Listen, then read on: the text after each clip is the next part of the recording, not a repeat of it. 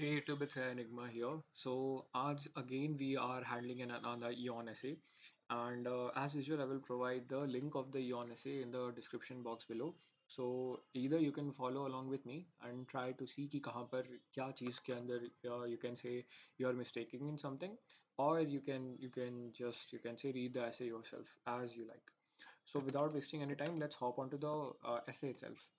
Sometimes in the 2020 CE, a young woman named uh, Ida was walking the city streets of Livenham in Belgium when she was called into the home of a dying man.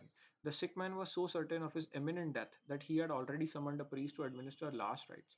Entering his home and having learned something of his affliction, its duration, symptoms, and the sources of his pain, Ida fixed her eye upon the pestiferous tumor that vexed him. She promptly drained the tumor of his pus, and lo, the man reported immediate results. The swelling and the pain had diminished with Ida's assistance. He made a full recovery.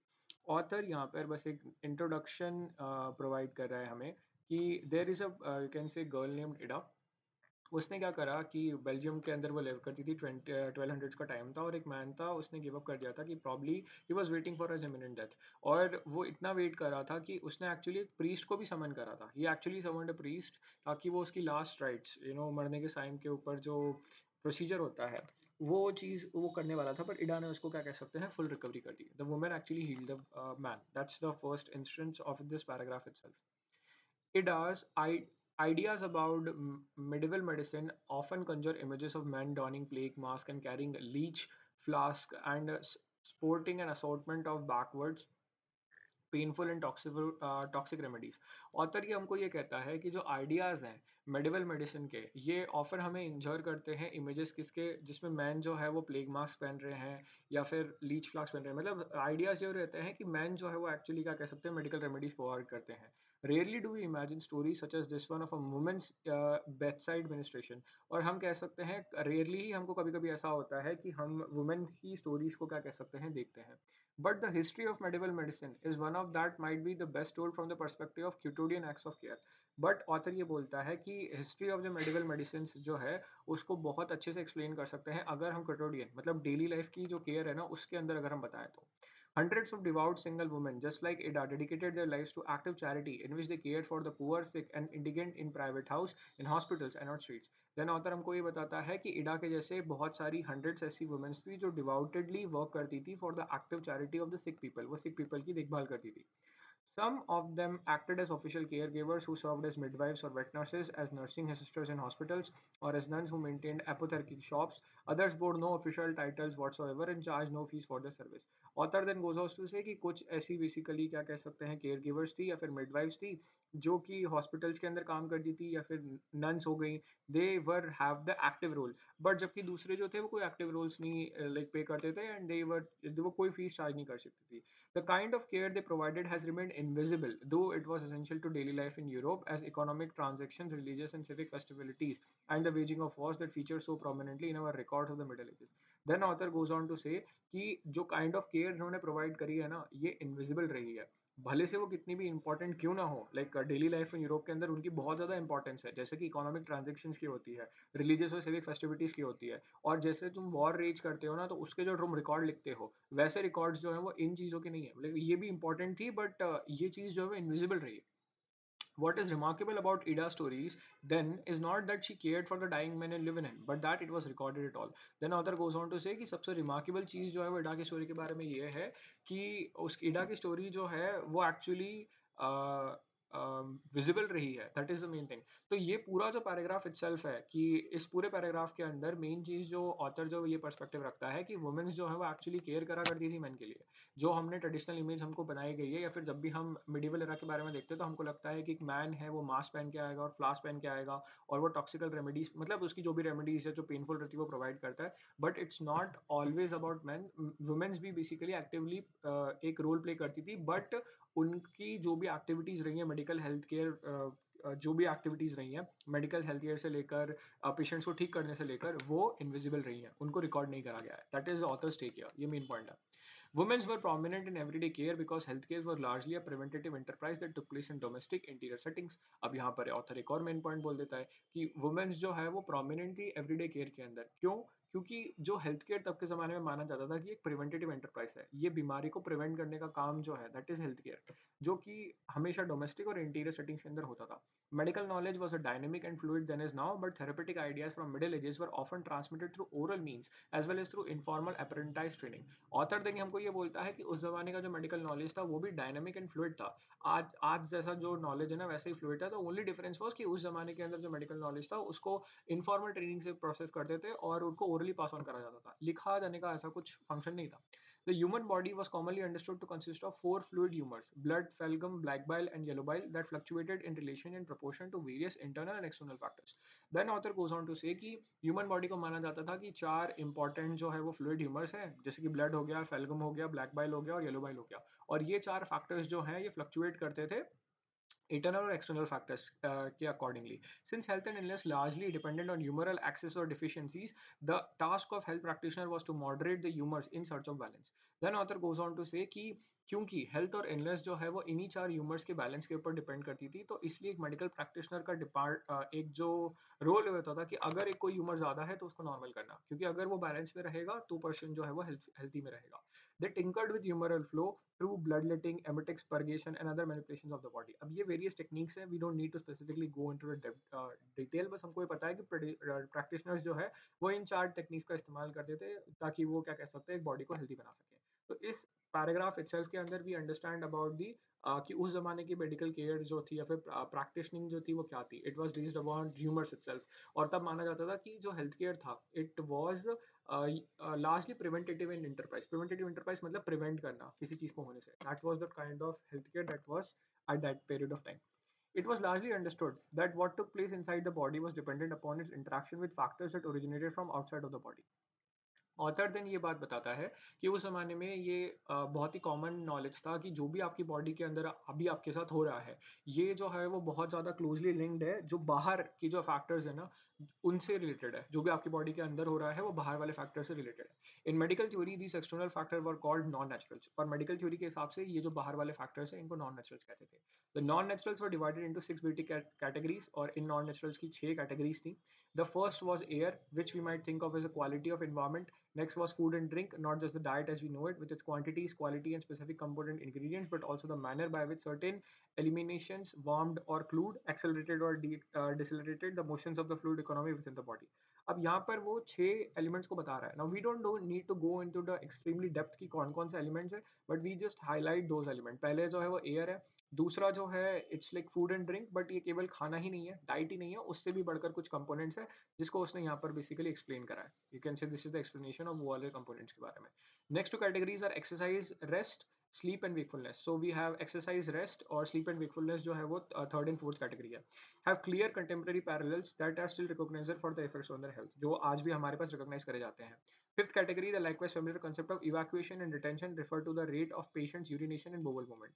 पांचवी category जो है वो patient का urination and bowel movement है। And finally there was the passion of the soul. तो last जो हमारे पास कैटेगरी है पैशन ऑफ द सोल। तो ये हमारे पास 6 you can say non natural से, मतलब बाहर के एलिमेंट जो कि इनसाइड द बॉडी के एलिमेंट्स को क्या कह सकते हैं, इफेक्ट करते हैं। इसका एक्सप्लेनेशन है।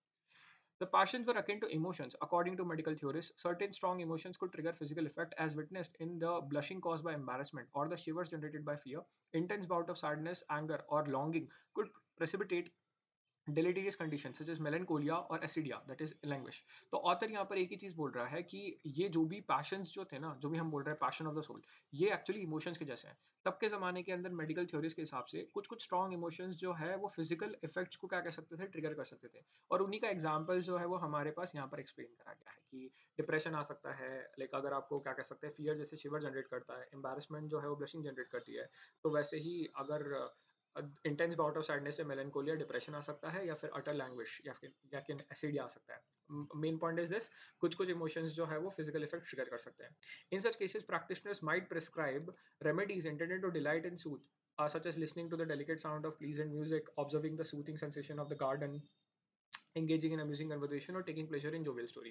और इन सच केसेस के अंदर कि अगर एक पर्सन की इमोशंस के कारण उसको क्या कह सकते हैं फिजिकल इफेक्ट आ रहा है, तो प्रैक्टिशनर्स जो है वो ऐसी क्या कह सकते हैं रेमेडी प्रोवाइड करेगा जिसके कारण ये जो फिजिकल सेंसेशन है वो यू कैन से नॉर्मल हो जाए। और उनका एग्जांपल जो है वो यहाँ पर दिया है कि आप गाना सुनो, आप सेंसेशन सूथिंग सेंसेशन जाओ गार्डन्स के अंदर, या फिर एक जोवियल स्टोरी, एक हैप्पी स्टोरी के बारे में सुनो, etcetera etcetera.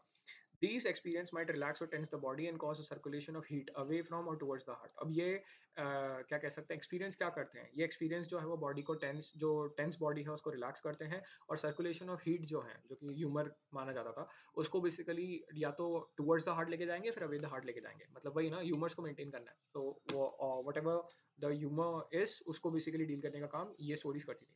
This stimulation cause an adjustment to humours that produce physical manifestations. और ये स्टिमुलेशंस जो थे, ये जितनी भी चीज़ें थी, उसको ऑथर कंक्लूड कर रहा है कि ये एडजस्टमेंट देता था ह्यूमर्स के अंदर, जो भी बॉडी के अंदर ह्यूमर्स थे उनको एडजस्ट करता था, और ये जो प्रोड्यूस करती थी फिजिकल मैनिफेस्टेशंस को.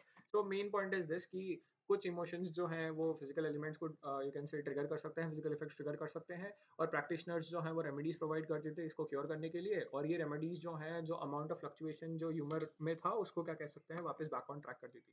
That's the main point. Taken together, the six non-naturals represented the body's total environmental context: the food it ate, the air it breathed, the media it consumed, the amount of exercise, sleep and purging. अब Arthur के हिसाब से ये जो six non naturals जो थे, जो हमारी बॉडी के अंदर प्रेजेंट थे, ये जितने भी इन सारे सिक्स नेचुरल्स को बेसिकली बता दिया. इनको सिक्स नॉन नेचुरल्स थे हमारी बॉडी के अंदर. Regulating this context on a daily basis were largely a women's work. अब ये इंपॉर्टेंट पॉइंट है कि इन सिक्स नॉन नेचुरल्स को रेगुलेट करने का काम जो था डेली बेसिस के ऊपर, एक वुमेन का काम था.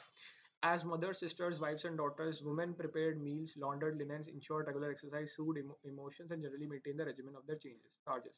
अब उसी चीज़ को एक्सप्लेन करा गया है कि मदर्स जो है वो कैसे इन सारी वुमेन्स जो है वो कैसे इन चीज़ों को रेगुलेट करती थी. In most cases, the maintenance of non-natural health took place within the home in informal and intimate settings. Author then goes on to say कि majority of the cases के अंदर इन non-naturals को regulate करने का काम जो है वो घर के अंदर होता था. But when the body's vulnerability exceeded domestic resource in Christian communities in Europe, such as when childbirth became especially woeful, when travelers wandered in faraway lands, or when disease wasted limbs, it was often religious women who took up their care responsibility that filial relations could no longer bear. अब यहीं पर author एक चीज़ contrast कर रहा है, और ये बोल रहा है कि वैसे तो इन सारी चीज़ों को, मतलब यू कैन से, जो नॉन नेचुरल एलिमेंट्स हैं, जो 6 एलिमेंट्स को हमने बताया, ये वुमेन्स रेगुलेट करती थी घर के अंदर. बट जब चीज़ें आउट ऑफ कंट्रोल हो जाती थी, तो उस केस के अंदर यूरोप के अंदर जो कम्युनिटीज़ थी, कौन से आउट ऑफ कंट्रोल होती थी, उसका एग्जाम्पल भी दे दिया. जब चाइल्ड बर्थ जो है वो वोफुल हो जाता है, या फिर ट्रैवलर्स जो है वो फार अवे लैंड्स के अंदर वेंडर कर जाते हैं, और उनको डिसीज हो जाती है वेस्टेड लिम्स की, कि मतलब जिसमें लिम्स को बेसिकली क्या कह सकते हैं, काटना पड़ता था. उस कंडीशन के अंदर it was the religious women जो बेसिकली केयर और रिस्पॉन्सिबिलिटीज लेती थी ऐसे लोगों की जिनको घर के अंदर ट्रीट नहीं करा जा सकता था. That is the main thing जो यहाँ पर बोला जा रहा है इस पैराग्राफ के अंदर. फॉर एग्जाम्पल विच मीन्स, अभी इसी पॉइंट जो बोला था ना कि रिलीजियस वुमेन जो है वो ट्रीट करती थी, उसी को एक्सप्लेन करने के लिए एक एग्जाम्पल दिया है. In the town of Yoy, in the present-day Belgium, a woman named Duarte provided routine care in the leprosarium known as Grandes Maladies. There, she fed and bathed patients and checked on them in the middle of night to adjust their position in bed. She made it clear to friends and neighbors that she wished to provide assistance to those who wireless person that family and society could no longer accommodate. उसी को example जो है वो एक ladies के example के through के दिया है. जो टाउन ऑफ वाई के अंदर एक लेडी थी जिसने क्या कह सकते हैं, क्योर प्रोवाइड करती थी वो लोगों को जिनको लाइक उनके घर के अंदर जो है वो ठीक नहीं करा जा सकता था. वही लाइक एग्जाम्पल है जो पहले प्रोवाइडेड था. पहले के स्टेटमेंट को एग्जाम्पल के प्रोवाइड करा था. Other religious women dedicate themselves to ensuring that sick had access to necessary material resources that they were unable to procure for themselves, including food, blanket and medicine. अब यहाँ पर एक थोड़ा सा अलग एंगल आता है कि दूसरी जो रिलीजियस वुमेन्स थी ना, अदर रिलीजियस वुमेन्स जो थी, वो डेडिकेट करती थी अपने आप को कि वो इंश्योर करे कि सिक पीपल को जितने भी मटेरियल रिसोर्सेज हैं, जैसे कि ब्लैंकेट हो गया, फूड हो गया और मेडिसिन हो गया, वो प्रॉपरली मिले. An Italian widow, Eumilinia of Cerci, begged in the streets of Florence to provide resources for the sick poor. And Ida of Neveles, who would later become a Cistercian nun, spent her youth begging for bread, cheese, footwear, and medicines on behalf of patients in the hospital of Saint Nicholas. अब यही चीज़ को बताने के लिए ये जो point है उसको एक्सप्लेन करा गया है इन दो एग्जाम्पल्स से, कि ये दो लोग जो हैं, you can say they were use to beg in the street for कि उनको उनको जो है ये मटेरियल जैसे कि फूड हो गया, ब्लैंकेट हो गया, मेडिसिन मिल जाए, जिसके कारण वो सिक पेशेंट को क्या कह सकते हैं, ट्रीट कर सकें. यही मेन पूरा पैराग्राफ का एसेंस है. These material comforts were often accompanied by spiritual and emotional consolation, attention to the passion of the soul. Author then goes on to say कि केवल material comfort ही नहीं था, एक you can say emotional solace या फिर emotional consolation भी था, कि emotional हिम्मत भी देते थे वो these women. For instance, यानी इसी चीज़ को explain करा गया examples के through. When Ida of Lebanon found herself ill and bedridden, her sister not only brought her bread and oversaw her regimen, but also took her for walks and provided something soothing conversation. तो उसी चीज़ को example के through experience करा गया है कि इडा जो है जब बेसिकली बेड के ऊपर थी, और जब उसको you can say he was when she was ill, तो उसकी बहन ने ना ही केवल उसको बेसिकली मटेरियल कंफर्ट तो प्रोवाइड करा ही करा, साथ में उसको वॉक पर लेके गई. दैट इज इमोशनल कंसोलेशन का एंगल भी था. When the preacher and abbot John of Canterbury felt that he was nearing his death, he requested that he be transported to the convent of Fremy, where he sought the prayerful presence of none.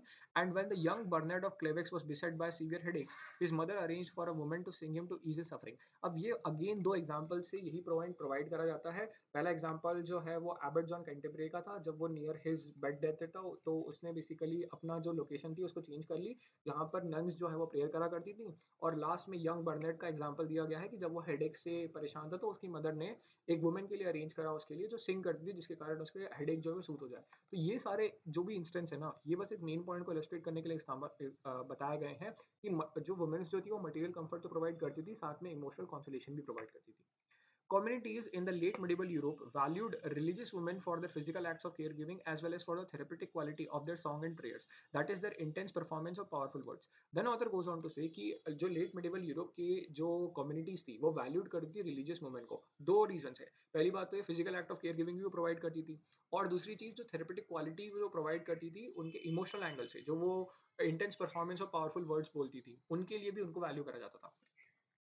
Ample medical charms, poems, hymns, and prayers have survived from the women's religious communities, a testament to their involvement in the therapeutic care of the passions of the soul. Then author goes on to say कि बहुत सारी medical charms हैं, hymns हैं, prayers हैं, जो उस जमाने के आज भी बेसिकली क्या कह सकते हैं सर्वाइव करे हैं, जो कि ये सबूत है. It is a testament to their involvement, उनके इन्वॉल्वमेंट का therapeutic care for the passion of the soul, कि लोगों की मदद करने के लिए उनका कितना बड़ा रोल था.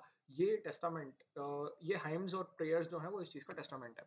टेक द एग्जाम्पल, अब उसी चीज को, अब ये जो इतना बड़ा मेन पॉइंट ऑथर ने इलस्ट्रेट करा उसी को एग्जाम्पल्स के थ्रू इलस्ट्रेट करा है. Take the example of a book of prayers known as psalter from a community of religious women in Liège who served as a local hospital. Now housed in the Fitzwilliam Museum in the Cambridge, the Psalter contains, in addition to the Psalms, a monthly guide to regimen of the healthy food and beverages that women could refer to when preparing salubrious meal and scheduling phlebotomies. The book also features a set of poems perfectly suited for performance at the bedside of the sick. They cite specific remedies such as Therakic, a medical wonder drug consisting of numerously compound ingredients, while integrating interjection to heal the sick man and heal all pain.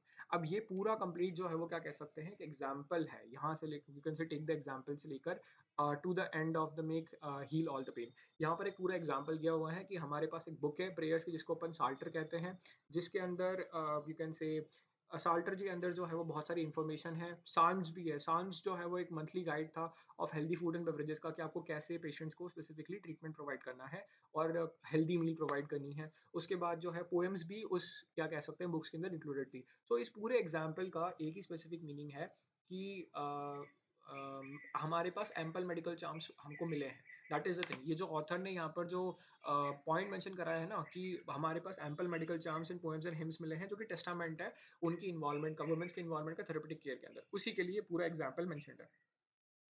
These poems might have been read at the bedside of the sick in the hospital of Saint Christopher in Leech, where the sonic and rhythmic delights might encourage patients' hope and joy, which would in turn contribute to recovery or at least path of resistance. Then the author goes on to say कि ये जितनी भी poems है ना, इनको bedside of the sick एक hospital था you can say Saint Christopher Liège के अंदर, उसमें इन पोएम्स को रीड करा जाता था, जो कि कंफर्ट प्रोवाइड करती थी और उनको लोगों को हील करने के लिए हेल्प करती थी, और अगर हील नहीं कर सकती तो एटलीस्ट रेजिलियंस प्रोवाइड करती थी कि तुम जिंदा रह सकते हो एक्सेट्रा एक्सेट्रा. तो पूरे पैराग्राफ का, इतने बड़े पैराग्राफ का एक ही हमारे पास एक मीनिंग है कि मिडिवल कम्युनिटीज के अंदर रिलीजियस वुमेन को उनकी फिजिकल केयर गिविंग और इमोशनल केयर गिविंग के लिए बहुत ज़्यादा वर्शिप करा जाता था, worship you know can say value करा जाता था. And second thing is that हमें बहुत सारी चार्म्स मिले हैं, पोएम्स मिली है, हिम्स मिली हैं, जो उस एरा से सर्वाइव कर गई हैं, और हमको पता है कि ये टेस्टामेंट है वुमेन्स की डेडिकेशन का. यही मेन इस पूरे पैराग्राफ का एसेंस है. Another prayer book from the same community, now in the British Library in London, includes prayer to Saint Sebastian. अब ऑथर जो है एक और एग्जांपल दे रहा है, जो कि ब्रिटिश लाइब्रेरी इन लंदन के अंदर एक प्रेयर बुक मिली है जो कि प्रेयर्स इंक्लूड करती हैं किसके लिए, सेंट सेबेस्टियन के लिए. Homage to this martyr and plague saint was by the 14th century considered one of the most efficacious remedies for this affliction. और ऑथर ये बोलता है कि ये जो प्रेयर्स हैं इस सेंट के लिए, ये one of the most efficient remedy, बहुत ही ज़्यादा इफेक्टिव रेमेडी मानी जाती है उस जो भी डिसीज के लिए क्योर करने के लिए.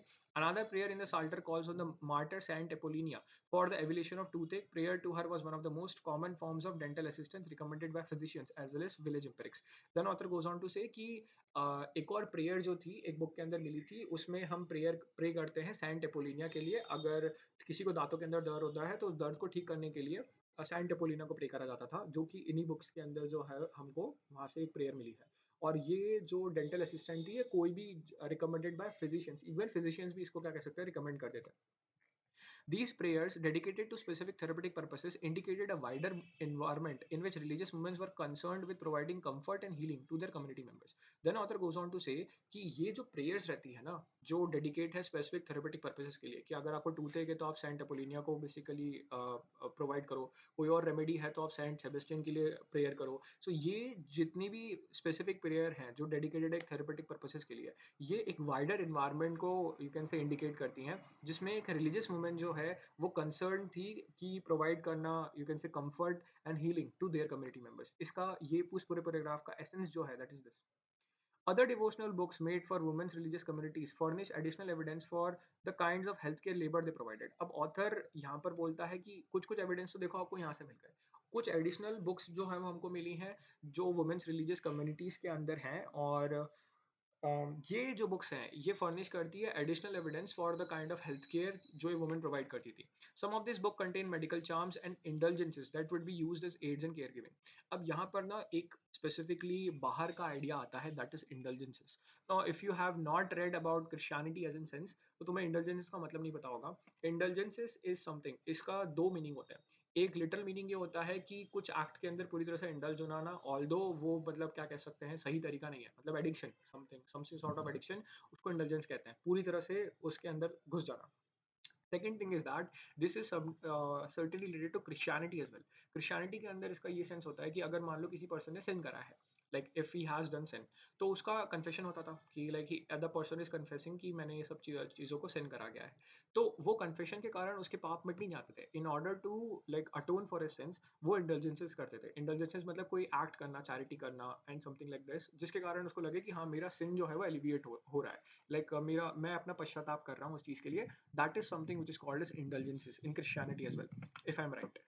Charms were verbal remedies that were written on uttered on behalf of the patient and were used by many varieties of healthcare practitioners. Author then goes on to say कि charms जो थे ना वो verbal, उनको basically verbal remedies थी, उनको basically बोला जाता था patients के बारे में, और मतलब patients को उन charms को सुनाया जाता था. charms जो है verbally कुछ notes रहते थे, उनको patients को सुनाया जाता था. और ये हेल्थ प्रैक्टिशनर जो है वो इन चीज़ों को करते थे. इन अ 14th century manuscript from the Cistercian women's abbey at the Le Bengure in Belgium. ये जब भी ऐसा होता है ना कि कहाँ पर क्या है, बहुत ज़्यादा एक्सेप्शनल डिटेल्स आ जाएंगी, इनको मैं I will just cruise through it because इसका सेंस नहीं है, it is not really important. A series of charms were inscribed to support the care of those experiencing child birth and epilepsy, an indication that nuns and lay sisters in the community likely served in the capacity. जब भी इस जगह के अंदर जो भी like you can say this era what ever it is 14th century के अंदर हमको एक मैन्युस्क्रिप्ट मिली है ये वुमेन्स एबी में ऑफ लेक एम्ब्रियन बेल्जियम के अंदर. यहाँ पर से इस मैन्युस्क्रिप्ट के अंदर से हमको एक चीज समझ में आती है कि सीरीज ऑफ चार्म को बेसिकली इंस्क्राइब करा गया था, प्रोवाइड करा गया था ऐसी वुमेन्स के लिए जो यू कैन से चाइल्ड बर्थ एक्सपीरियंस कर रही है, मतलब जो प्रेगनेंसी में जो वुमेन जो है वो बर्थ कर रही थी, उनके उनमें हमको बेसिकली क्या कह सकते हैं चार्म्स की फाइंडिंग्स मिली थी. और एपिलेप्सी एक जो दूसरी एक कंडीशन रहती है, उसमें भी हमको बेसिकली क्या कह सकते हैं चार्म्स मिले हैं, जिसमें हमको ये पता चलता है कि वुमेन्स जो है वो एक्टिवली यहाँ पर रोल प्ले करती थी इन इन लोगों को ये सब चार्म्स को एक्सप्लेन करने के लिए. In another book used by a Cistercian woman, an indulgence is copied for protection in childbirth and is attached to apotrapic drawings of the side wounds and arms of Christ. That is the instrument of torture described in the gospel narrative of Jesus' suffering and death, as well as the lacerations they produced. अब यहाँ पर एक और एक basically क्या कह सकते हैं एक एग्जाम्पल देके रखा है और एक थोड़ा सा वियर्ड आइडिया है. अब इसमें एक वर्ड आता है एपोट्रापिक. एपोट्रापिक का मतलब होता है, इफ यू वांट टू से इन द लिटरल मीनिंग्स, कि ऐसी कोई चीज जो कि बुरी चीजों को बेसिकली वार्ड ऑफ कर सकते इविल. तुमको घर पे पता होगा कि लोग जो है वो लेमन और क्यूकन से जो वो होता है वट एवर कॉल इट, मिर्ची और नींबू होता है ना, वो घर के बाहर अपन लगाते हैं. क्यों लगाते हैं? क्योंकि उसके कारण जो बुरी शक्तियां जो होती हैं whatever people we call it, कि ward to ward off evil things, that is the same meaning जो एपोट्रॉपिक ड्राइंग्स का होता था. तो ऑथर ये बोल रहा है कि हमने एक और सिस्टीरियन वुमेन के जो है वो बुक देखी, तो उसमें हमको इंडल्जेंसेस मिले. इंडल्जेंसेस एज इन लोगों ने कुछ सिन करा है, और कुछ लोगों ने सिन करा होगा। अब वो सिन करे हुए लोग जो है वो हॉस्पिटल के अंदर आते थे।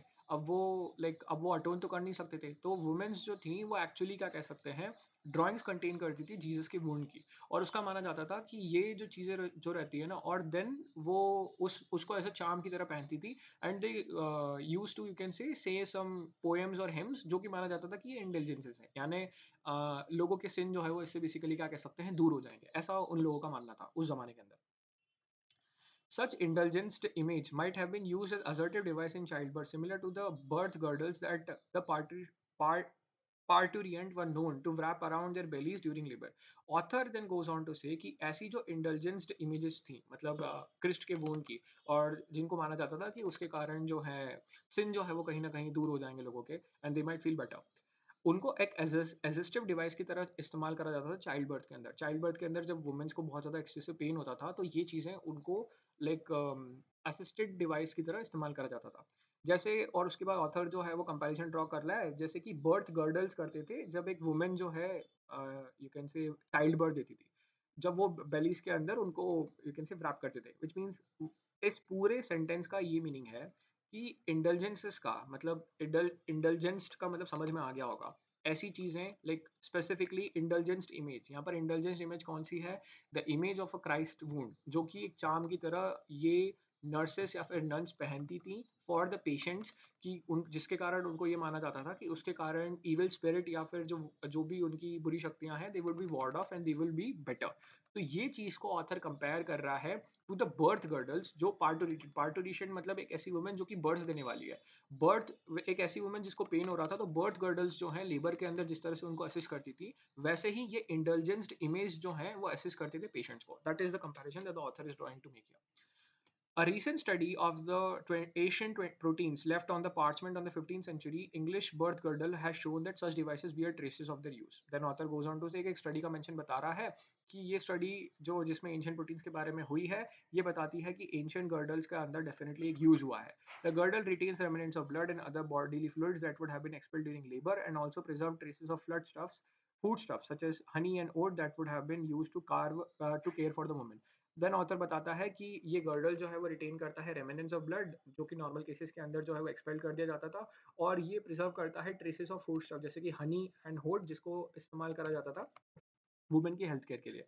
In such items, we see how religious women supported others during life-threatening circumstances by bestowing physical comfort such as neutral foods and massage, but also by providing care and poetic charms that might be adapted to the pace of labor, speeding up or slowing down the sync with the rhythms of contraction in medicative incantation like formation.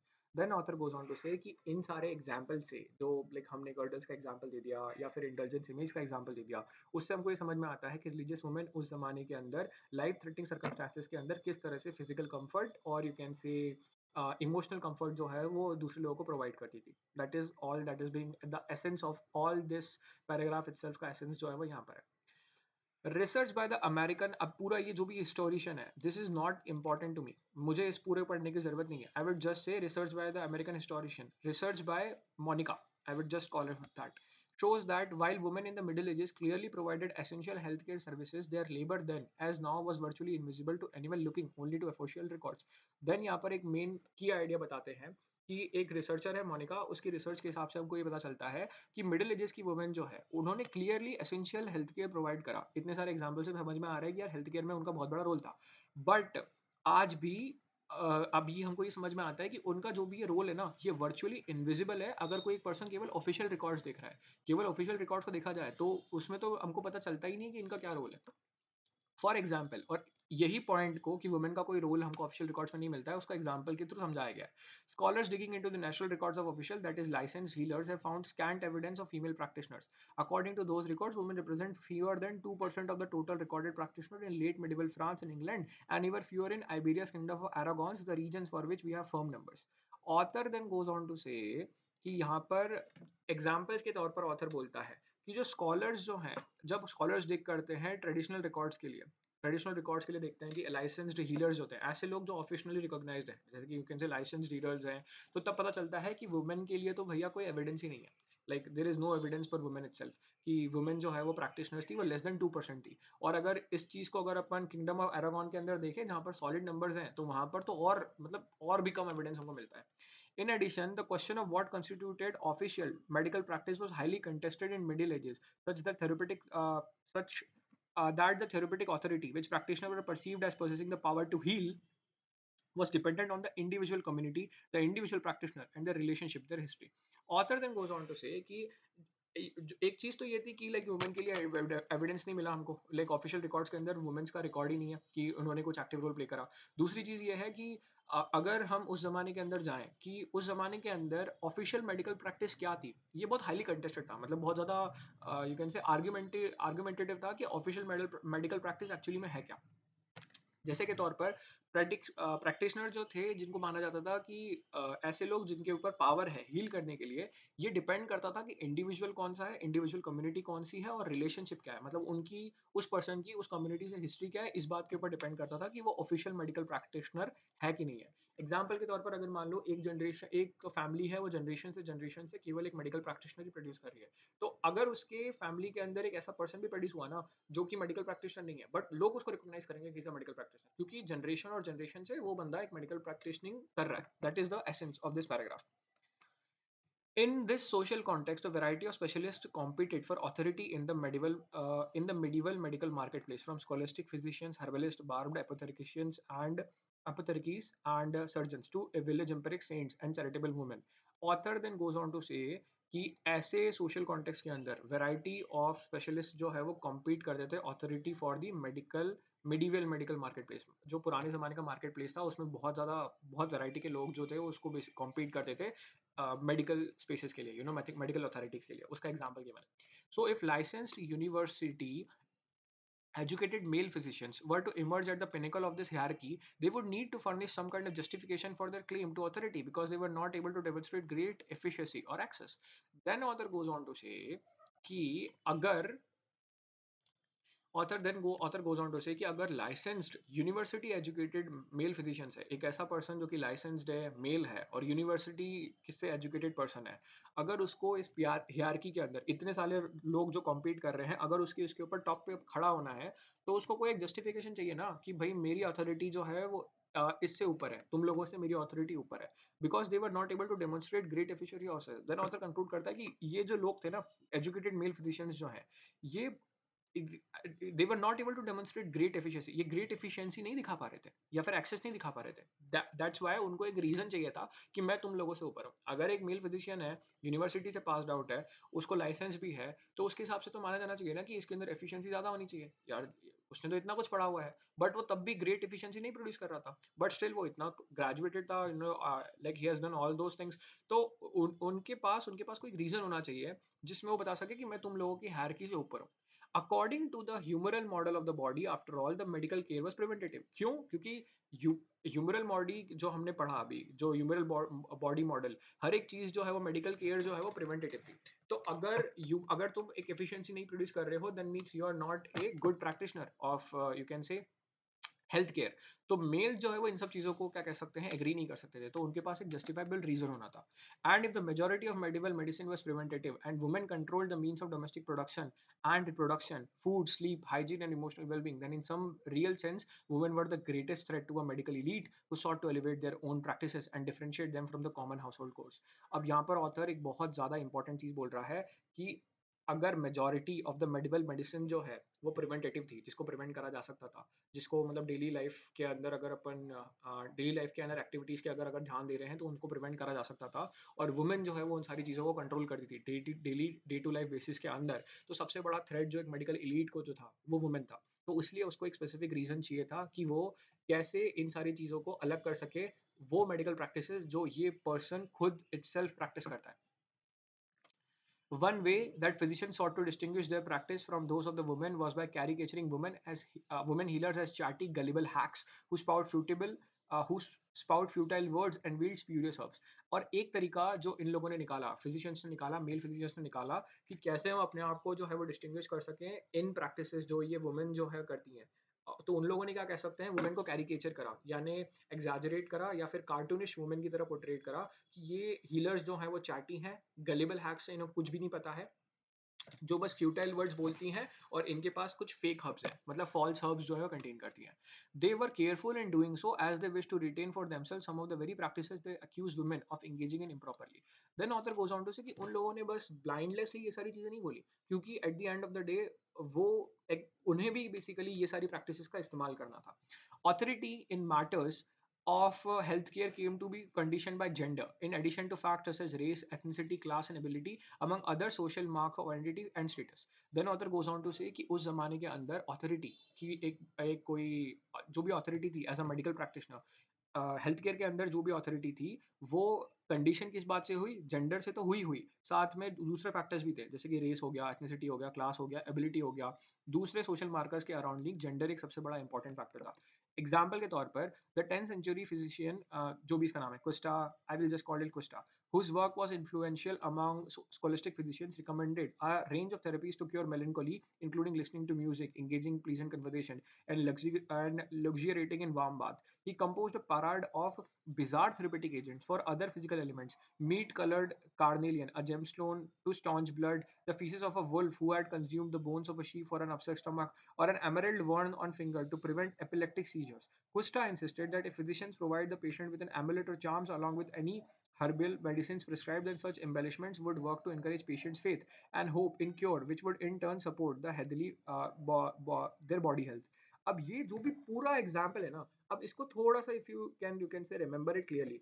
हमको पता था कि एक person अगर depression से, हमने भी थोड़ा पहले एग्जाम्पल पढ़ा था रिलीजियस वुमेन का, कि अगर एक पर्सन जो है वो सैड फील कर रहा था, तो वो एक एग्जाम्पल था, जिसमें एक पर्सन की मदर जो है वो बोलती है कि because he was suffering from headache, तो उसको बेसिकली एक वुमेन हायर करती है, उसकी वुमेन, उसकी मदर, कि बिकॉज उसका हेडेक दूर हो जाए. तो that was the element, isn't it? अब यहाँ पर ये जो जो भी 10th सेंचुरी फिजिशियन है, जिसको अपन कह सकते हैं कोस्टा एब लुका, जो भी इसका नाम है, इसने क्या करा, डिप्रेशन को हील करने के लिए इसने रेमेडी का सजेस्ट करी कि आप म्यूजिक को सुनो, इंगेजिंग प्लीजेंट कन्वर्सेशन करो, लग्जरेटिंग इन वार्म बाथ्स. अब ये रेमेडी तो एग्जैक्टली वुमेन्स की थी, तो अगर ये चीज कर रहा था, लोगों को डाउट हो सकता था कि यार ये चीज तो वुमेन भी कर रही है, तो वाई वी आर सेइंग कि ह्यूमंस फॉल्स है.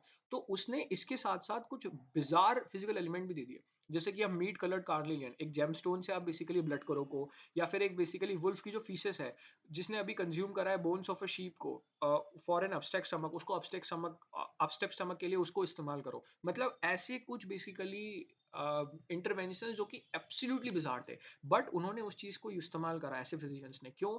Because it was due to that. अगर वो इन सबको इस्तेमाल नहीं करते ना, तो उनके बीच में और वुमेन्स के बीच में कोई डिस्टिंग्विशिंग फैक्टर ही नहीं होता. तो in order to distinguish them, he use those bizarre consequences. और क्विस्टा ने इंसिस्ट करा कि एक फिजिशियन जो प्रोवाइड करता है पेशेंट को एमुलेट या फिर charm along with any herbal remedies prescribe, then such embellishments would work to encourage patients faith and hope in cure.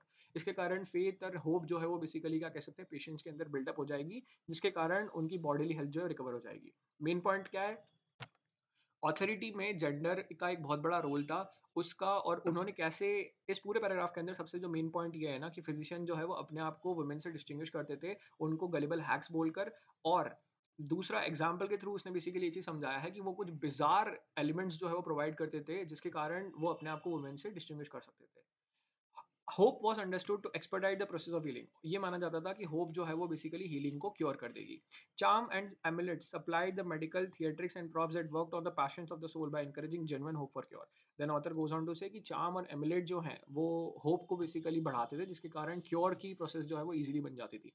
Therapeutic authority depended on convincing performance and the practitioner's ability to elicit from patients a genuine faith in the power to heal. Then author goes on to say कि जो therapeutic authority थी ना किसी बंदे की, ये dependent therapeutic authority dependent on a convincing performance and the practitioner's ability to elicit from patients a genuine faith in power to heal. जो therapeutic authority जो थी किसी भी पर्सन की, ये इस बात के ऊपर डिपेंडेंट थी कि वो कितना कन्विंसिंग परफॉर्मेंस दे सकता है. अगर एक पेशेंट को उसने हील कर दिया, तो उसकी थेरेपेटिक परफॉर्मेंस जो है वो definitely was in a solid regiment, ये ऑथर का मानना था.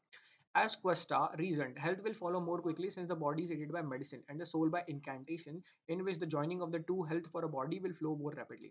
जैसे कि कुस्टा का कहना था यहाँ पर, लाइक एक कुस्टा का रेफरेंस दे रहा है ऑथर, कि हेल्थ जो है वो बहुत ज़्यादा रिकवर हो जाएगी जब बॉडी जो है वो, बॉडी को आप मेडिसिन भी दे रहे हो, और सोल बाय इनकैंटेशन, यानी आपके अंदर होप भी है. अगर आप एक पेशेंट को मेडिसिन दे रहे हो और आप उसके अंदर होप है कि वो ठीक हो जाएगा, तो उसकी बॉडी जल्दी रिकवर कर जाएगी. But He continues, only certain practitioners were truly effective and trustworthy at deploying verbal and empirical treatment. But यहाँ पर ही नहीं रुकता, वो जो कुस्ता पर्सन है वो यहाँ पर नहीं रुकता, वो बोलता है कि केवल कुछ ही लोग हैं जो इस चीज को क्या कह सकते हैं, अच्छे से एडमिनिस्टर कर सकते हैं. Women and elderly, women, the elderly, children, and the extremely light and dark-skinned people from excessively warm and cold climates such as Ethiopia and Scotland, he asserted, should not be trusted with such remedies. Author ये बोलता है कि मतलब कुस्टा, यहाँ पर author नहीं, कुस्टा ये बोलता है कि वुमेन और एल्डरली चिल्ड्रन जो है और ऐसे लोग जो basically light and dark skinned रहते हैं from excessively warm and cold climates के अंदर, इन लोगों को इस बात के ऊपर ट्रस्ट नहीं करा जा सकता. तो यहाँ पर एक प्रेजुडिस और बायस इंक्लूड हो गया. इस तरह से उसने अपने आप को और वुमेन्स को क्या कह सकते हैं, सेपरेट करा कि केवल मेल पर्सन जो है वो इन रेमेडीज को बोल सकते हैं, वुमेन्स लोग ये नहीं बोल सकते. तो यहाँ पर बोला था ना पहले पैराग्राफ के अंदर, chatty gullible hacks who spout futile words, and the author goes on to say they were careful in doing so as they wish to retain for themselves some of the very practices they accuse women of engaging properly. यहाँ पर उसका specific example दे दिया कुस्टा के through. The first generation of educated, licensed medical practitioners who claimed authority over matters of human health in West ensured that social markers were essential to the perception of therapeutic efficiency. Then author goes on to say कि जो first generation थे ना educated के, educated licence medical practitioner जो authority claim करते थे human health के ऊपर वेस्ट के अंदर, उन्होंने इंश्योर करा कि सोशल मार्कर्स जो थे वो एसेंशियल थे to the perception of therapeutic efficiency. मतलब जो भी पहले लोग थे, जिन्होंने एजुकेटेड लाइसेंस लोग थे, जो हेल्थ के अंदर अभी अथॉरिटी डीम कर रहे थे, पहले जो लोग थे, उन्होंने ये इंश्योर करा कि एक perception of healthy efficiency, therapeutic efficiency के अंदर सोशल मार्कर्स का बहुत बड़ा की रोल है. जैसे कि जेंडर हो गया, जैसे कि क्या कह सकते हैं, जो हमने सोशल मार्कर्स पहले पढ़े थे, यहाँ पर स्पेसिफिकली यूज था ना सोशल मार्कर्स का. इट इज स्पेसिफिकली लाइक, एक second, we have read social markers. Yeah, identity and status, race, ethnicity, class and ability. First generation ने इंश्योर करा कि सोशल मार्कर्स जो है वो एसेंशियल है थेरेपेटिक एफिशिएंसी के लिए. Italian physicians inherited Islamicate medical texts and began tinkering with the notion that hope and confidence in cure encouraged the therapeutic process and that men rather than women were best suited for the job. अब उन्होंने क्या करा, social markers important थे, तो उन्होंने क्या कर सकते हैं, फर्स्ट जनरेशन वालों ने, जिन्होंने मेडिसिन पढ़ी थी या फिर जो भी एजुकेटेड लाइसेंस मेडिकल प्रैक्टिशनर्स थे, उन्होंने बोला कि यार जो भी क्योरिंग होती है ना, और जो उन्होंने इस्लामिक टेक्स्ट, इस्लाम के जो बेसिकली मेडिकल टेक्स्ट थे उनको बेसिकली निकाला, उसको बेसिकली टिंकर करा, उसको अपने हिसाब से बेसिकली थोड़ा बहुत एडजस्ट करा, और उनको ये बोला कि होप एंड कॉन्फिडेंस जो है वो क्योर करने में हेल्पफुल है, बट उसके लिए केवल और केवल मैन की बातों पर ट्रस्ट करा जा सकता है, वुमेन की बातों के ऊपर ट्रस्ट नहीं करा जा सकता. Women man were best suited for the job.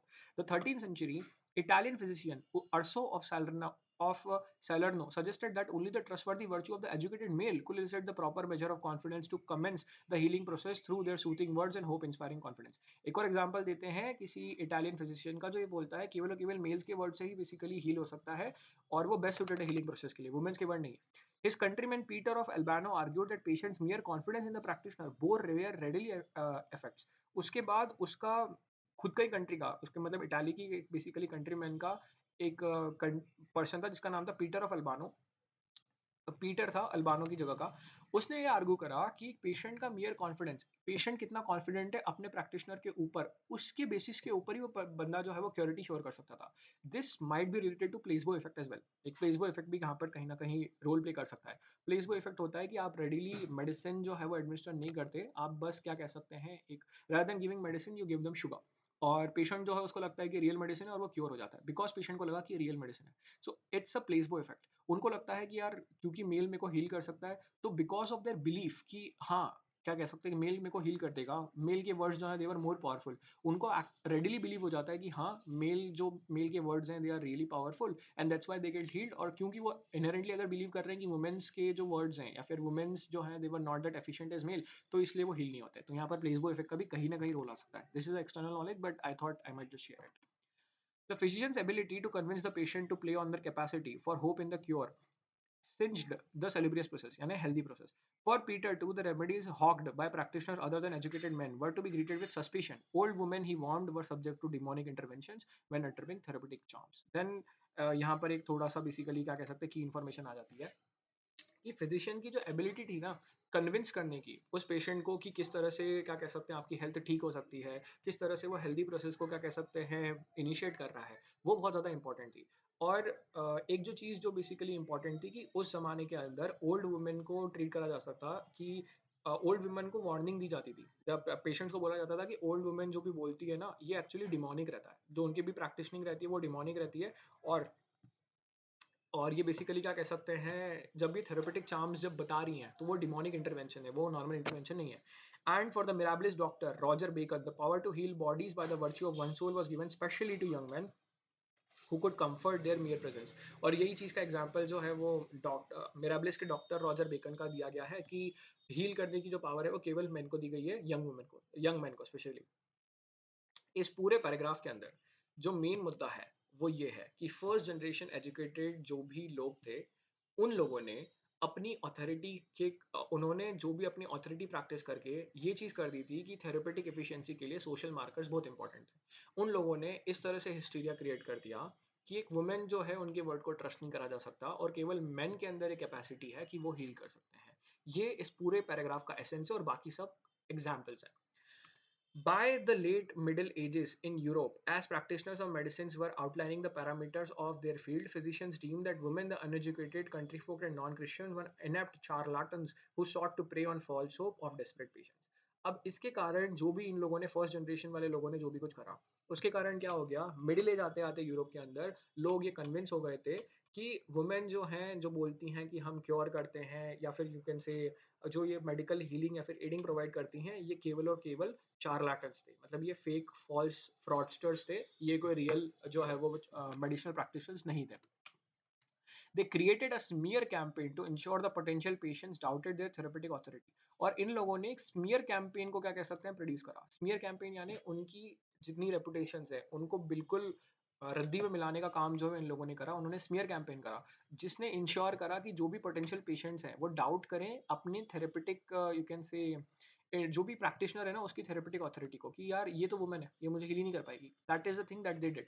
The French physician Guy of Chauliac declared that women and idiots were the most interested in using herbal charms and incantation, and the surgeon Theodorico Borgogroni swore that the ritual prayer he recommended for extracting an embedded arrow was derived from learned male physicians and not from the false tales of country women. अब ये जो हैं ये पूरे दो examples हैं कि like दो पर्सन है, गाय ऑफ चौलिक और जो कैसे थियोड्रिको बोर्गोबोनी, और ये दोनों ही अपने अपने एंड से ये एडवोकेट कर रहे हैं कि actually it's the male who is like the really important and women's की बातों के ऊपर ट्रस्ट नहीं करा जा सकता। वही अपने अपने तरीके से उन्होंने एक्सप्लेन करा है। Physicians also sought to limit their competitors by issuing and policing licenses to practice medicine. In the case of Jacoba और Feline instructive, अब यहाँ पर before going to the case of Jacoba, author जो है वो यहाँ पर ये जो है वो मेन मुद्दा है अगेन कि फिजिशियन जो है वो ऑल्सो सॉर्ट करते थे टू लिमिट देयर कॉम्पिटिटर। अपने कॉम्पिटिटर्स को कम करने के लिए वो क्या करते थे, फिजिशियन ने क्या करा, उन्होंने एक पॉलिसी बता दी कि आप ना लाइसेंस दोगे प्रैक्टिसिंग मेडिसिन, अगर एक पर्सन जिसके पास लाइसेंस होगा वही बस मेडिसिन प्रैक्टिस कर सकता है, बाकी लोग नहीं कर सकते। तो उसके लिए एग्जाम्पल दिया जाता है जेकोबा ऑफ फेलिस का। ठीक है, in 1322 the medical faculty of University of Paris put Jacoba on trial her alleged crime practicing medicine without a license. और उसका जो क्लाइम था, जेकोबा एक बेसिकली 1322 के अंदर एक फेलिसा जेकोबा नाम की जेकोबा ऑफ फेलिस एक पर्सन थी जिसको यूनिवर्सिटी ऑफ पेरिस ने ट्रायल के ऊपर रख दिया था, और उसका जो जुल्म था वो ये था कि उसने मेडिसिन को प्रैक्टिस करा था without a licence. The minutes of the trial are revelatory, बहुत रिवीलिंग है, indicating that patients often turn to Jacoba after having sought remedy from licensed medical practitioners who were unable to cure them. One witness reported having been so sickly that he could not stand or walk. He consulted numerous medical doctors before he finally called for Jacoba to visit him at the Paris hospital. Jacoba prepared purgatives, wrapped him in bandages and ointment, and rested him in a herbal sweat bath, all of which he undertook with such great care that he was completely restored to health. Another witness testified that she was so ill that severe consulting physicians had already given up for dead when Jacoba showed up to assist. Jacoba labored over her by inspecting the woman's urine and feeling her pulse, and she prescribed a liquid medicine and a purgative syrup. The physicians who put Jacoba on the trial could find nothing wrong with her diagnostic or prescriptions. Nevertheless, she was found guilty and barred from ever caring for the sick again. ना ये जितना भी पूरा example है जेकोबा का, इसके अंदर क्या मीनिंग है कि जितने भी लोग जो थे ना, कुछ कुछ ऐसे पेशेंट्स थे जो हर एक जगह के ऊपर प्रैक्टिशनर्स के ऊपर चले गए, उनको हील करने की कोशिश करी गई बट कोई प्रैक्टिशनर उसको हील नहीं कर पाया। तो वो किसके पास गए? जेकोबा के पास, और जेकोबा ने उनको हील कर दिया। अनदर एक एग्जांपल बताया जाता है कि जिसमें वो एक पर्सन जो है, एक पेशेंट जो है, वो बहुत सारे प्रैक्टिशनर के ऊपर गया, बट कोई भी उसको हील नहीं कर पाया, बट जेकोबा ने उसकी यूरिन को क्या कह सकते हैं, एनालाइज करा, and she eventually and up healing him. और दूसरे प्रैक्टिशनर्स को कोई भी क्या कह सकते हैं, एक फॉल्ट नहीं मिला उसके प्रैक्टिशनर के अंदर, बट नेवरदलेस उसको बेसिकली गिल्टी माना गया और उसको बैन कर दिया गया कि कोई भी वो मेडिकल प्रैक्टिस कोई भी मेडिकल यू कैन से इंटरवेंशन में प्रैक्टिस करेगी। तो क्या चीज़ हुई, इस पूरे पैराग्राफ का एसेंस क्या है? फिजिशियन जो है वो अपने कॉम्पिटिटर्स का, उन्होंने फिजिटर्स जो फिजिशियंस जो हैं वो अपने कॉम्पिटिटर्स को कम कर रहे थे, कैसे? उन्होंने बोल दिया कि आपको मेडिकल यू कैन से आपको मेडिकल लाइसेंसिंग लगेंगी और पॉलिसिंग लगेंगी अगर आपको प्रैक्टिस करनी है मेडिसिन। और उसमें जेकोबा का एग्जांपल प्रोवाइड करा ऑथर ने कि ये जो भी गर्ल थी, she was an excellent physician, वो बहुत एक्सीलेंट फिजिशियन थी, but due to this practice that the male physicians did, उसके कारण जो है वो अपना you can say she could not practise medicine in itself. Jacobus trial alerts us the difficulties that women faced in trying to practice healthcare without license. Author then ये go on to say कि जैकोबा का trial जो है वो हमें ये बताता है कि किस तरह की डिफिकल्टीज वुमेन को फेस करनी पड़ी अगर वो प्रैक्टिस कर रही थी health care without licence. Because the barriers to acquiring a licence were so great, many did what they could to help neighbours and family without a licence. Then author goes on to say क्योंकि licence को लेना इतना ज़्यादा मुश्किल था कि जितनी भी वुमेन्स थी उन्होंने करा वो जो कर सकती थी, उन्होंने विदाउट लाइसेंस लोगों को हील करने की कोशिश करी। But financial and social hindrance also explain why unlicensed practitioners are so difficult to track in the historic records. Then author goes on to say, इसीलिए शायद इसी के थ्रू हमको एक्सप्लेन हम शायद ये समझ सकते हैं कि कितना क्यों हमें हिस्टोरिक रिकॉर्ड्स के अंदर कोई भी एक फीमेल की जो बेसिकली अमाउंट था वो इतना ज़्यादा कम था। The practitioners who provided everyday care in the Middle Ages can't be searched for on our historical database according to licenses, occupational markers, and even free for service exchanges. Author then goes on to say कि जो practitioners जो everyday health care provide करते थे medical middle ages के अंदर, उनको search नहीं करा जा सकता हिस्टोरिक डेटाबेसिस के अंदर। अगर केवल और केवल हम लाइसेंस की तरफ देखें, ऑक्यूपेशनल मार्कर्स की तरफ देखें, या फिर even free for service exchange की तरफ देखें, तो एक्यूरेटली कौन कौन वहाँ पे प्रैक्टिशनर्स थे ना, फीमेल प्रैक्टिशनर एटलीस्ट, उनको जज नहीं करा जा सकता। Instead, we must look for women's soothing presence away from clinical spaces in the intimate places that sick bodies sought care and reported cure.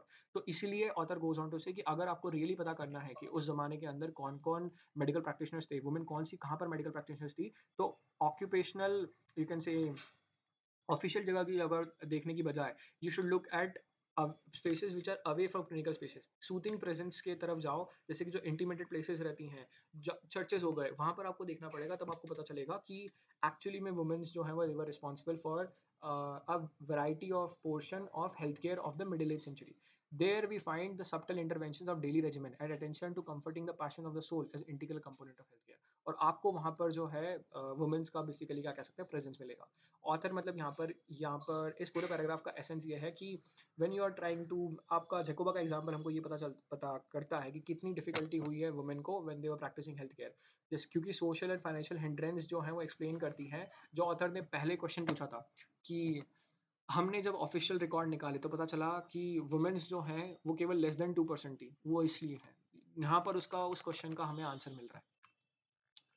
A history of healthcare conceived from the vantage of care rather than that of authoritative practitioners reveals a pattern that has been replicated over the century.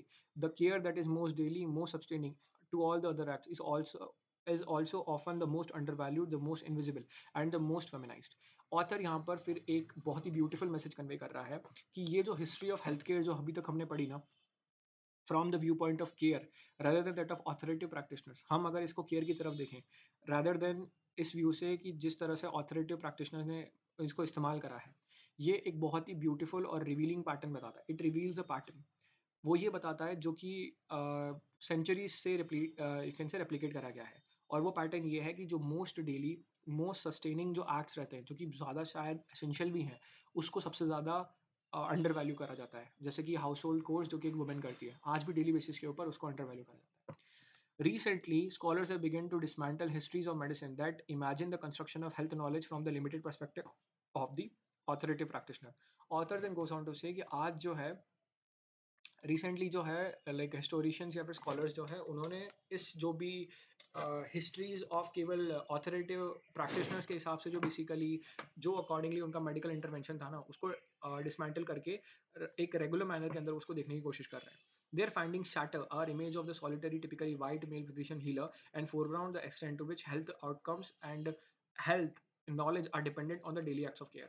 और ये उनकी findings जो है ना, वो हमारा traditional image जो है या फिर about a major solitary male जो है वो सारी चीज़ें करता है। They were the physician and health care, उन सारी चीज़ों को तोड़ती हैं और हमको हाईलाइट करती हैं कि किस तरह से health outcome and health knowledge जो है वो डेली केयर के ऊपर डिपेंडेंट है। द हिस्टोरिशियन, अब फिर वही बात, हिस्टोरिशियन के बारे में जब भी कोई एक लाइन होती है, I would just mark it as this, this is not important. कोई हिस्टोरिशियन है, has significantly expanded the theatre, the historian says कि significantly expanded the theater of healthcare practices Alves's dramatic personae by demonstrating the pervasive healthcare network established and maintained by early modern Italian nuns. तो we can say कि जो Sharon Strocchia at Emory University Atlanta जो है, उन्होंने ये बताया है कि परवेजिव हेल्थ केयर नेटवर्क्स जो हैं जो एस्टैब्लिश थे और मेंटेन थे अर्ली मॉडर्न इटालियन नन्स के। Religious women, she shows, acted as agent of health in courts, convents, and hospitals where they developed pharmaceutical and medical technologies that were transmitted both locally and far beyond communal and political boundaries. ये सब एक supporting detail है। Main important ये है कि उनका मानना ये था कि रिलीजियस वुमेन ने बहुत ज़्यादा एडवांसमेंट करे थे किसके अंदर, फार्मास्यूटिकल मेडिकल टेक्नोलॉजीज के अंदर। फिर एक और हिस्टोरिशियन आ जाती है, Deirdre Cooper Owens at the University of Dominican Lincoln. जब भी इनका आए ना, just mark it with something, you don't need कि उनका टाइटल क्या है, you just need the information या फिर स्टडी जो रिवील कर रही है। The historian revealed that the labor of enslaved women in the Alabama in 19th century created the circumstances and produced the knowledge that resulted in the historic breakthrough of gynecological surgeries, including cesarean, we can say cesarean sections, ovarytomies, and procedures for obstetric and vesicovaginal फिस्टुलास। अब यहाँ पर ये चीज़ कुछ you can से intervention हो सकते हैं। Main चीज़ ये है कि एक इंस्लेव्ड वुमेन थी, उसने क्या कह सकते हैं इन चीज़ों के ऊपर स्टडी करी और उसने प्रोड्यूस करा नॉलेज, जिसके कारण ये सारी चीज़ें हो सकी। Using their knowledge as nurses and midwives, these women performed crucial tasks in experimental surgeries, provided recovery care for patients, and supplied the bodies on which white male physicians stocked their gynecological research. Author यहाँ पर ये बोलता है कि इनके जो knowledge है ना, इन नर्सेज का जो नॉलेज था, इन मिडवाइफ्स का जो नॉलेज था, इन वुमेन्स का जो नॉलेज था, इनके जो क्रूशियल टास्क थे एक्सपेरिमेंटल सर्जरीज के अंदर, इन्हों जो और जो ये प्रोवाइड करते थे रूटीन केयर फॉर पेशेंट, इनके नॉलेज के बेसिस के ऊपर ही जो मेल फिजिशियंस थे उन्होंने गायनेकोल रिसर्च को परफॉर्म करा बॉडीज के ऊपर। Beyond the Western model, scholars are reframing what counts as medicine and healthcare, pointing readers towards a range of therapeutic and caregiving practices that shape experience of health, illness and disabilities. Author बोलता है कि western model को हटाकर अगर scholars जो हैं वो try कर रहे हैं कि वेस्टर्न लेंस से न देखकर हम जो एवरीडे प्रैक्टिसेस थी जो वुमेन्स की उनको इम्पोर्टेंस दें। The medical history at whatever Hopkins University in Baltimore, अब इसको एग्जाम्पल के थ्रू एक्सप्लेन करा गया है, has outlines how traditions of prophetic medicines and religious conceptualizations of health and disease in medieval Islam condition both medical practice and patient response। उसी चीज़ को illustrate करा गया है again। Mean while the scholar, वही MIT का कोई मतलब नहीं है, दिस स्पेसिफिकली उनका टाइटल हमसे कोई मतलब नहीं है, has exports the failure of biomedical system to recognise and relieve the sufferings of impoverished cancer patients in contemporary Delhi, even when care networks are available within the household, infrastructure duress exacerbates precarity। now ये चीज़ बहुत ज़्यादा important है। यहाँ तक तो ठीक है, वही चीज़ एग्जाम्पल है कि आज के ज़माने के अंदर भी बायोमेडिकल सिस्टम जो है वो रिकॉग्नाइज नहीं कर सकता और रिलीव नहीं कर सकता सफरिंग ऑफ कैंसर पेशेंट्स के अंदर, even when care networks are available within the household. तो ये चीज़ डेफिनेटली मेंशन्ड है। मेन पॉइंट जो इस पूरे पैराग्राफ का है ना, infrastructural duress exacerbates precarity. Infrastructural duress जो रहता है, मतलब इंफ्रास्ट्रक्चरल जो यू कैन से कोर्जन रहता है, इंफ्रास्ट्रक्चर के अंदर से जो प्रॉब्लम रहती है, ये चीज़ जो है यू कैन से इट एक्सेसरबेट्स प्रिकैरिटी। ये जो है वो अनसर्टेनिटी को क्या कह सकते हैं, एक्सेसरबेट करता है। These studies undertaken from the perspective of embodied experience and decentralized healthcare delivery have provided scholars and activists within the opportunity to assert a new quality of care। और ये सारी स्टडीज़ जो हैं इन्होंने बेसिकली स्कॉलर्स को basically ammunition दिया है जिसके कारण ये assert कर सकें new politics of care. Such a politics is a matter of urgency. The devastating effects of COVID-19 have brought great public attention to the centuries-long pattern of inequity in healthcare system। Author की बोलता है कि ये जो matters हैं, ये जो politics हैं, ये मैटर ऑफ अर्जेंसी है, क्योंकि जो कोविड-19 के जो पैरामीटर्स हुए हैं, जो इफेक्ट डेवास्टेटिंग इफेक्ट ऑफ कोविड-19 जो है, इन्होंने ब्रॉड करा है public attention towards the centuries long pattern of social inequity in health care system. According to the Brooks Institution, 81% of all the workers in healthcare and social service industry in the US are women, and they are disproportionately women of color. Women make up 9 out of 10 nurses and nursing assistants, most respiratory assistant, and most and home health aides, and a majority of pharmacy aides and technicians. They provide housekeeping, food preparations, patient care, and maintenance. Their work is essential for the smooth operation of the entire economy and healthcare industry in and out of pandemic times. Yet, it is underpaid and undervalued, with at least 20% of the essential healthcare working living in the poverty.